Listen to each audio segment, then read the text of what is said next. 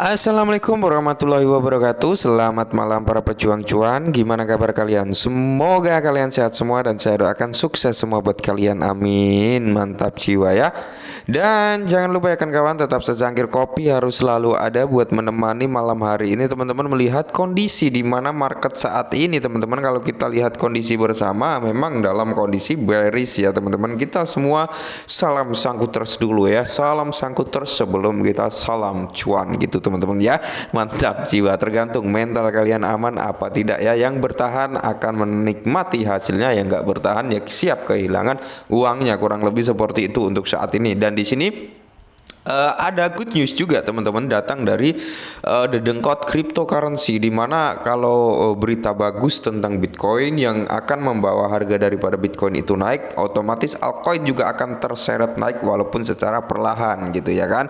Dan begitu pula kebalikannya, jika ada berita buruk tentang Bitcoin, bad news tentang Bitcoin yang membuat harganya dump seperti ini sekarang ini sedang kita lalui gitu teman-teman, di mana itu juga akan menyeret altcoin lainnya. Oke, di sini teman-teman kalau kita lihat bersama ya bahwasanya 48.000 Bitcoin dipindahkan dari Coinbase. Apakah Tesla di pihak penerima? Nah, jadi di sini dikaitkan ya ada perpindahan 48.000 Bitcoin ya kan.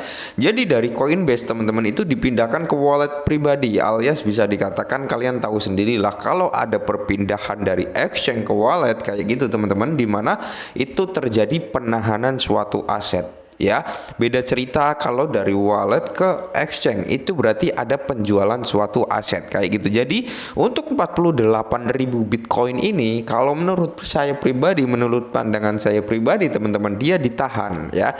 Dia nggak akan dijual ya, dia beli di exchange Coinbase ya kan, terus dipindahkan ke alamat pribadinya biar lebih aman kayak gitu. Karena apa? Exchange itu teman-teman ya, walaupun dia exchange tier 1, exchange bagus dan sebagainya, masih ada potensi kita kehilangan uang di situ ya. Beda cerita kalau kita memang benar-benar naruh di wallet pribadi kita ya kan.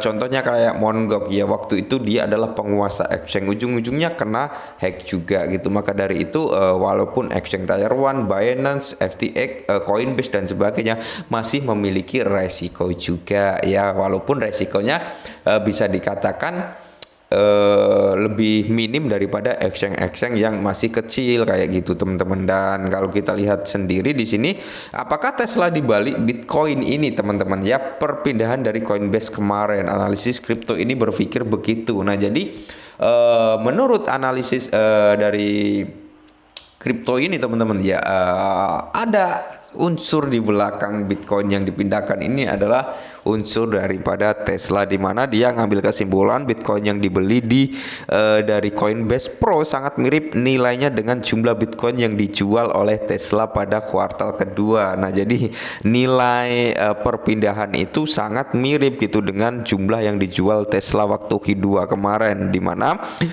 bahwa 48.000 Bitcoin senilai sekitar 940 juta telah dipindahkan dari Coinbase Pro. Dalam sebuah tweet hari ini, Martun, analis kripto yang pertama kali melaporkan langkah tersebut, menyatakan optimis bahwa Tesla mungkin menjadi perusahaan di balik langkah tersebut. Nah, jadi banyak orang yang mengaitkan perpindahan aset tersebut yaitu dilakukan oleh Tesla gitu teman-teman. Orang di belakang apa ya, perusahaan di belakang perpindahan aset 48.000 Bitcoin. Oke.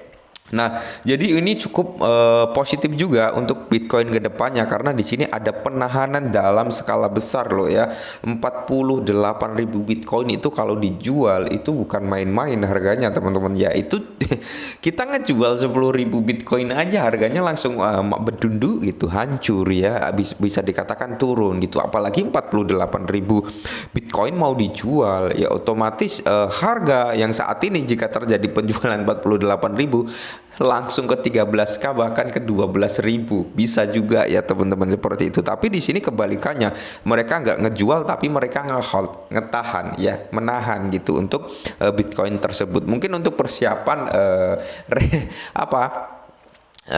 masa-masa bull run kayak gitu. Dan perlu saya ingatkan teman-teman ya, 2023 informasinya akan terjadi resesi, di mana kalau kita flashback ke belakang, resesi waktu zaman bahla nggak enak dulu, Bitcoin ini muncul sebagai apa ya, sebagai penyelamat resesi lah, kurang lebih seperti itu ya, sampai saat ini kayak gitu teman-teman ya. Itu tahun berapa ya, saya agak lupa itu untuk resesi. Pokoknya setelah resesi tersebut ya, terjadinya resesi tersebut, Bitcoin muncul gitu teman-teman, sebagai penyelamat lah, intinya penyelamat finansial waktu itu, kurang lebih seperti itu. Maka dari itu saya bilang ya kan, di kala fase resesi seperti ini sebenarnya masa-masa di mana kita berbelanja untuk aset cryptocurrency kalau kita memang bermain cryptocurrency. Cuman di sini bukan ajakan atau apalah, intinya kalian tetap lakukan riset dan dior lagi. Karena apa? Di masa-masa resesi seperti ini yang akan datang katanya di 2023 itu memang akan terjadi apa ya, ketidaksinkronan apa ya, finansial lah seperti itu ya. Pokoknya apa-apa serba nggak enak lah, intinya seperti itu, kacau balau. Maka dari itu saya bilang di masa resesi tersebut akan timbul orang kaya baru dan akan timbul juga orang miskin baru kayak gitu teman-teman. Maka dari itu saya bilang kan, semoga kalian semua, kita semua ya, menjadi golongan di mana orang kaya baru seperti itu, harapan ya, harapan seperti itu ya. Nah jadi di sini momentum cukup positif juga untuk market Bitcoin sendiri teman-teman ya. Karena di sini ada penahanan kurang lebih 48.000 Bitcoin dan bukan itu teman-teman ya. Selain itu tadi juga banyak yang mengaitkan tentang tweetan daripada Elon Musk 10 jam yang lalu teman-teman. Jadi banyak yang mengaitkan di sini 28.700 volt of action burn higher ya.